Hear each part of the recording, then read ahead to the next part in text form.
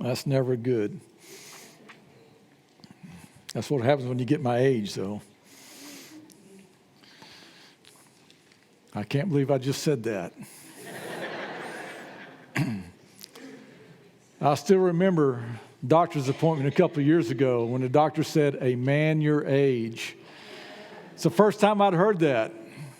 I called him out on it. He was a little bit older than I was, and I said, "Look, well, anyway, we won't go there."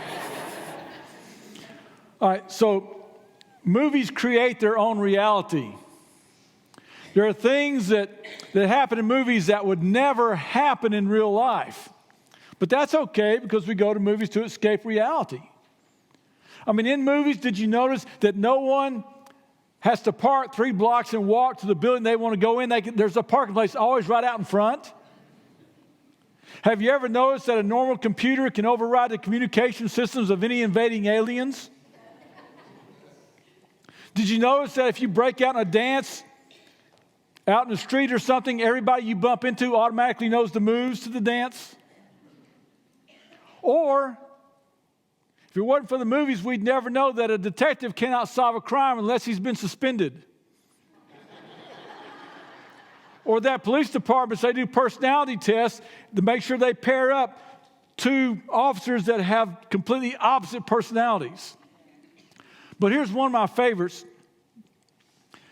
Did you ever notice that if you're ever outnumbered in a fight, that all your opponents will wait patiently and attack you one by one? Rest of them will just sort of dance around in a threatening manner until their predecessor's been knocked out.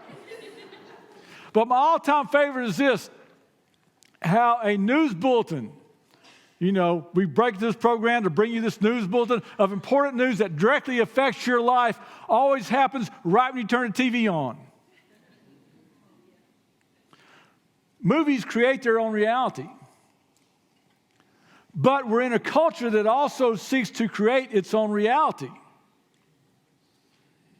To sort of alter the facts and alter truth in order to create their own reality. We do that a lot. We probably don't even realize it. For example, you get pulled over for speeding. You tell the officer, in a sense, I wasn't speeding because I didn't know what the speed limit was. Or I wasn't speeding because I thought the speed limit was higher than it was. Or I wasn't speeding because I was going as fast as everybody else around me was going. We will sort of try and maneuver the truth to create our own reality. But here's the question that we have to ask. Can the truth be altered? We live in a time and a culture that says yes. It says the truth is relative. It's subjective. So we live in a culture where people no longer look up for the truth. They look around. They look to themselves. So what we have is there's no really truth. There's just a lot of different opinions.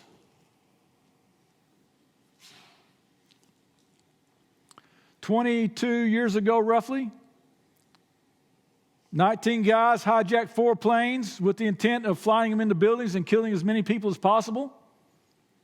They thought what they were doing was right.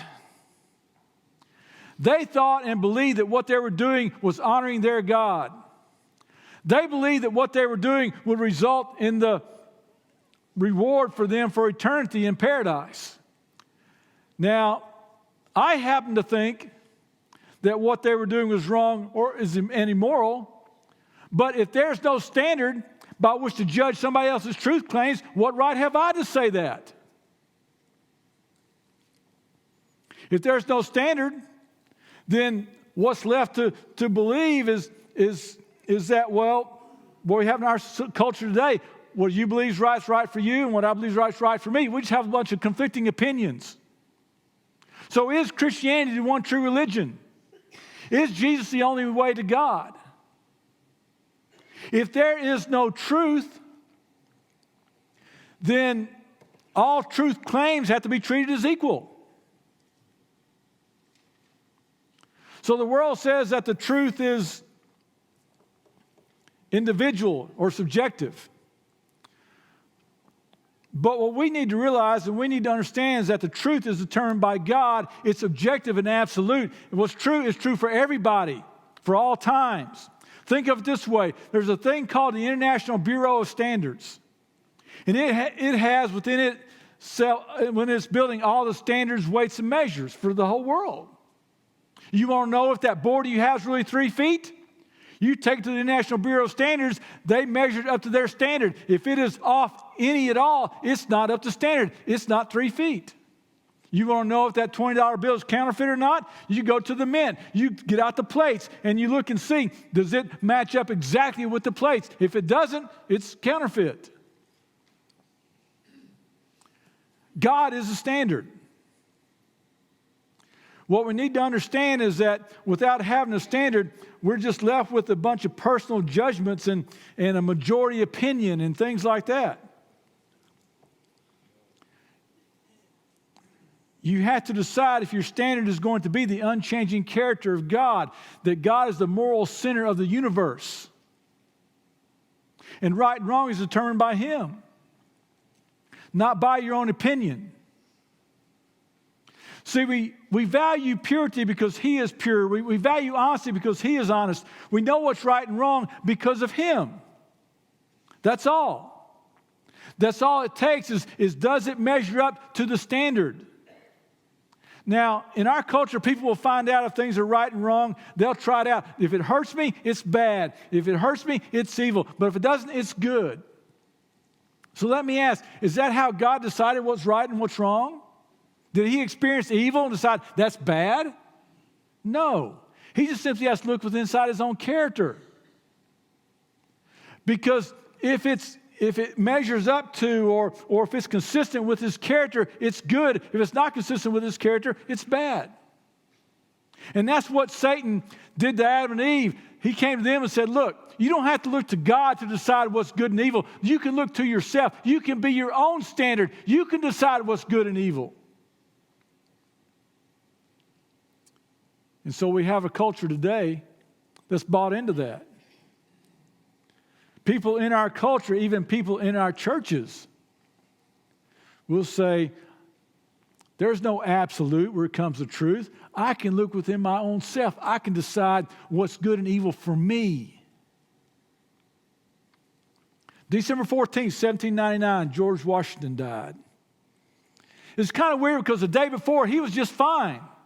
He'd gone out horseback riding, came back from horseback riding, had a little chill and a little bit of sore throat. His wife called their personal physician, who was the head over the medical department for the University of Virginia. He came out. He diagnosed inflammatory disease. He prescribed bloodletting. Did that, didn't improve. So he did it again and again and again. All in all, about 40% of his blood was gone. Historians believe that he had strep throat. But that's not what killed him. What killed him was people who were sincere. They were just sincerely wrong. So I want you to understand today as we get into this that it does not matter how sincere you are. You believe a lie, it will bring about spiritual death. It will bring about financial death. It will bring about relational death. Here's what we read in Proverbs 14:12. It says this, there is a way that seems right to a man, but its end is the way of death. In other words, you can't live your life by a lie and escape the consequences of it. Here's what we read in Romans. Because they exchanged the truth about God for a lie and worship and serve the creature rather than the Creator who is blessed forever. Amen. What they did is they said, we don't want the truth. We'd rather go after a lie. They chose the lie over the truth. For the time is coming when people will not endure sound doctrine, but having itching ears, they will accumulate for themselves teachers to suit their own passions and will turn away from listening to the truth and wander off into myths. Turn aside from the truth. Look within themselves. Look what the majority opinion is to decide the truth. What works for me? But it gets worse. and with all the wicked deception for those who are perishing because they refuse to love the truth and so be saved. Therefore, God sends them a strong delusion so that they may believe what is false. In other words, God's not mocked. You can't deny the truth and not have any consequences. In fact, He will intentionally harden your heart so you will follow after the lie and have reap the benefits of living your life based on a lie. We've all made decisions that were based on lies. And we've all experienced the consequences of that in areas of our life. And we have a culture that is full of lies. It's everywhere. We mention the one almost every time. What happens in Vegas stays in Vegas. And we sort of Christianize that. If nobody knows my sin, if nobody knows what's going on, there won't be any consequences of it. Here's one. If God closes the door, He opens the window. Well, that's great unless that window's 10 stories up. Then it's not going to be so good for you. Here's one you all know, you should be able to relate to, especially you guys here. It was from a movie in the 70s called Love Story. It was made into this saying was made into a hit song. Posters were everywhere about it. And it goes like this: love means... Yeah. The most idiotic thing ever. It's right up there with sticks and stones will break your bones, but words will never hurt you. I tell guys, you better say you're sorry. You better say you're sorry for the things you did that were wrong. You better say you're sorry for the things you did you didn't know were wrong. You better say you're sorry because you don't know when you need to be saying you're sorry. You better just throw in a couple more sorries on top of that, just for good measure. You better be saying you're sorry a lot. They're everywhere. Here's one we're going to talk about today. Because, well, anyway, let's just get into it. God will never put on you more than you can bear. You heard that?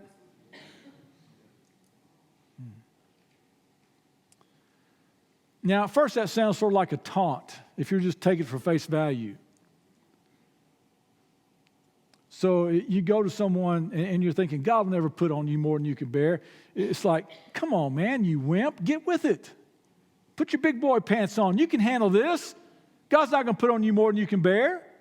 Or you could look at it this way where God is just putting burdens on you and burdens on you and burdens on you and saying, you can do this, you can handle this.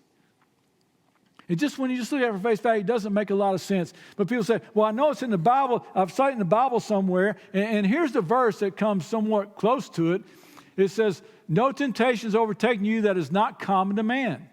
God is faithful and He will not let you be tempted beyond your ability. But with the temptation, He will also provide the way of escape that you may be able to endure it. So what's He saying? He's saying you can't avoid temptation, but you can escape it. Not sinning is an option. It's available to us. In other words, you'll never be able to stand before God and say, God, I had to do that. I had to sin because the way you made me and the way these circumstances were, I had no choice. You'll never be able to do that. So imagine, if you will, a cat that has a kitten in its mouth. And it's in New York City, and it's trying to cross a street, a busy street in New York City, and it takes a couple steps out, a car's come, go back to the curb. A couple steps out, another car's coming, back to the curb. A police officer sees this, goes out in the middle of the street and holds up both his hands, stops the traffic. Then the cat crosses the street and wanders off into an alley. That cat had no idea that the full authority of the New York City Police Department just acted on her behalf. In the same way, as we're going through life and we come up against things, we have no idea how often God just acted and said, no, that temptation is going no further. In fact, He says He's faithful to provide what? The way of escape.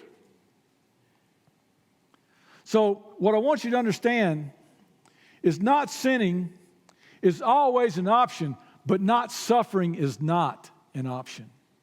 The same God who said you don't have to disobey tells us Same guy who, Paul, who wrote in the 1 Corinthians, right, what we just read, that you don't have to disobey. He tells us in the second letter he writes to the Corinthians, you may need to despair.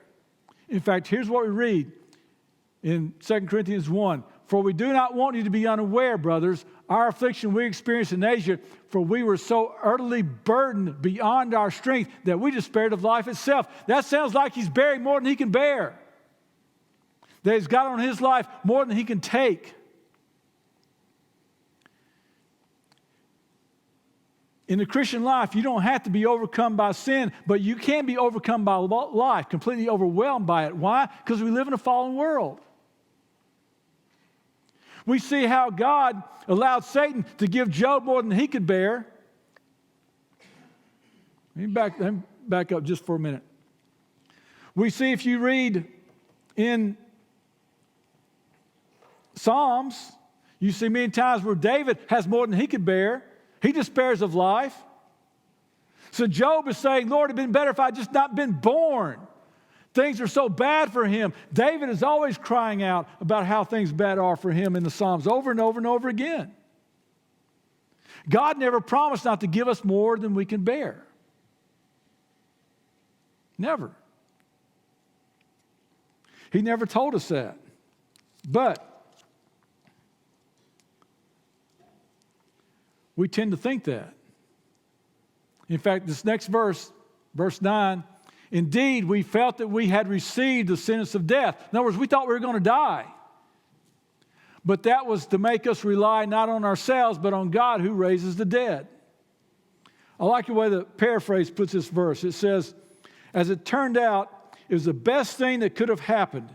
Instead of trusting in our own strength or wits to get out of it, we were forced to trust God totally. Not a bad idea, since He is the God who raised the dead. So when God lets us go through times that are more than we can handle in our own strength, why does He do that? Why? To teach us to rely upon Him. To bring us to Him. See, we love that independent, I can do it myself, I don't need anybody's help spirit. I can handle it on my own. But God created us to need Him. And we are never so desperate than when we forget how desperately we need Him. And when that happens, this is too much, this is way too much for me, it's just about right. Because life will not let you live it on a mountaintop. You're not going to stay on that mountaintop. Paul writes about being on the mountaintop in a vision or in reality. He doesn't know, but he's in heaven, and he says that he sees things and hears things that are too marvelous for him to write about or even have the words to express. And then right after that, what happens? So to keep me from becoming conceited because of the surpassing greatness of the revelation, a thorn was given me in the flesh, a messenger of Satan to harass me, to keep me from becoming conceited. 3 times I pleaded with the Lord about this, that it should leave me. But He said to me, my grace is sufficient for you, for my power is made perfect in weakness. Therefore I will boast more gladly of my weakness, so that the power of Christ may rest upon me.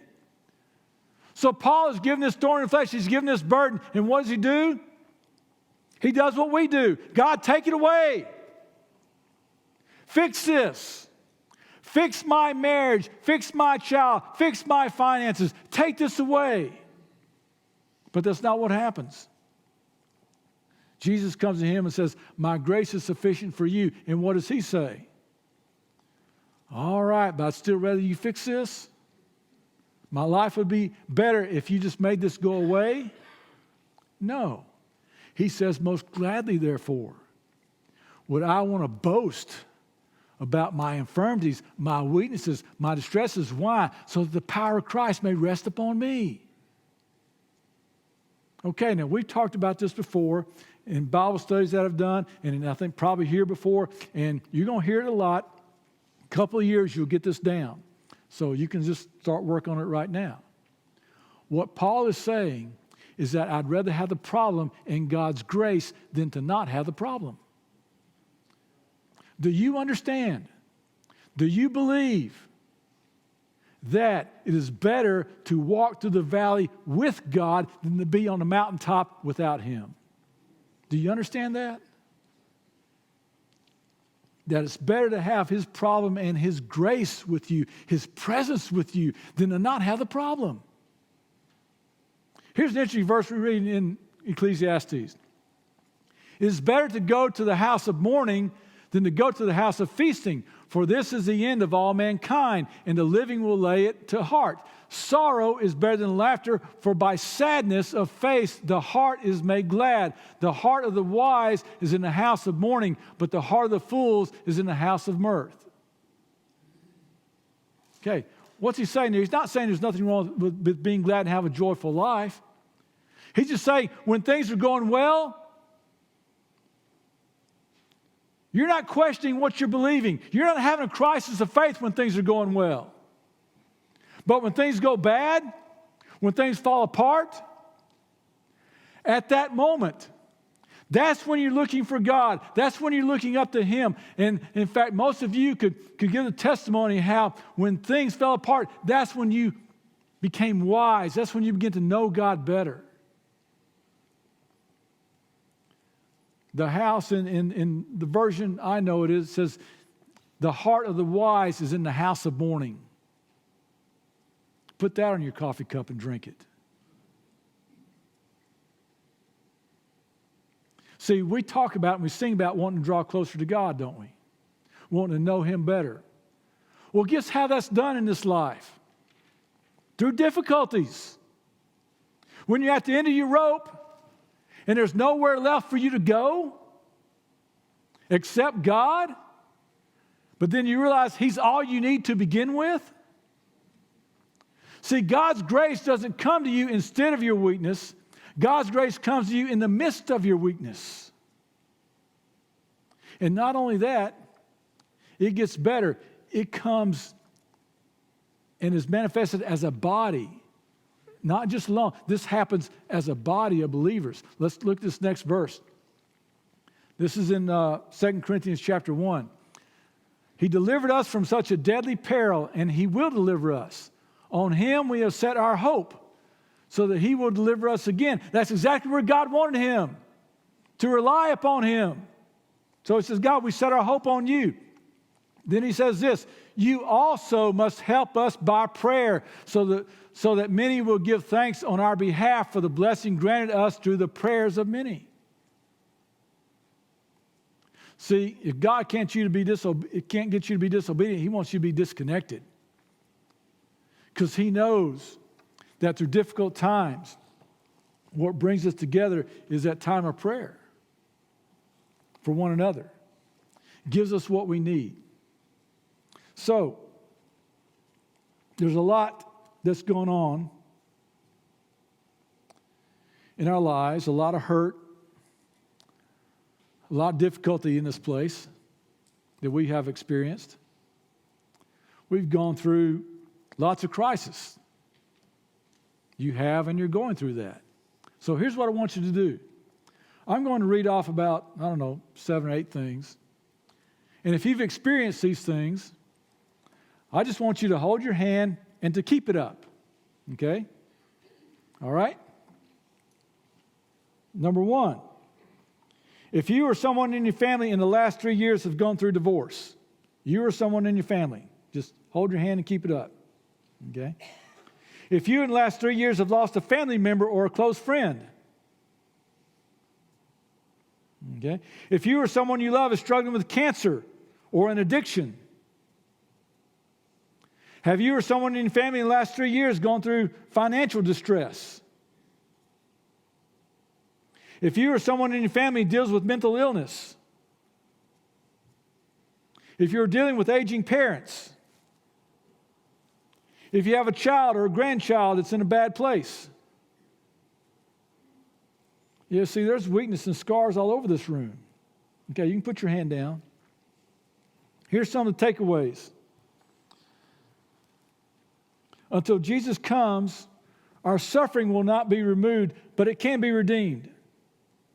When life is more than we can handle, we learn that God's grace is much more than we could even imagine. God will allow you to experience more than you can handle in order to draw you into His presence. So never let the presence of a storm cause you to doubt the presence of God. You will always, always experience Him more in a valley than on a mountaintop. And because you've learned that or you know that, somebody else you know may need to learn or know that. Let your weakness become your witness of what God can do in the midst of difficulty. So many will go through difficulty, and one of the things is God must not love me. No, God's wanting to draw close to you. God's wanting to bring you closer to Himself. God will never put more on you than you can bear. Oh. Many of you could give testimony of how many times in your life God's put on you more than you could bear. It will happen. But it's for a purpose. To teach you to rely upon Him. To get to know Him. To experience His grace in ways you never could on a mountaintop. So don't believe that lie. Job would have said, that's more than I could bear. David would have given testimony on how his life had been blown up over and over and over again. And so could many of you. But oh, the heart of the wise is in the house of mourning. When you're going through those dark, difficult times, that's when that crisis of faith is coming, when your faith reaches out to God and He comes to you and He says, my grace is sufficient.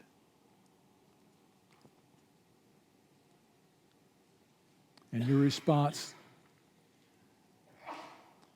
then I'll boast in that. I will glory in that. Because when I'm weak, then that's when your power, your strength is resting on me. And many of you could say, I never want to go through that again, but I wouldn't take what God did with me through that for anything else in the world. Now, hopefully that's your story. That's what God wants it to look like. But maybe it's not.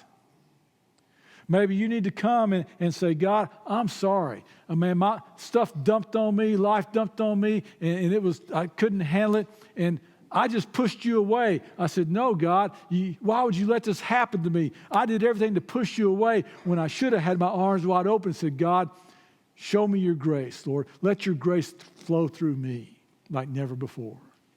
And you may want to come. You're in the midst of things right now. I mean, that's life, isn't it? A lot of you are right in the midst of it. You've been through it. You're in the midst of it.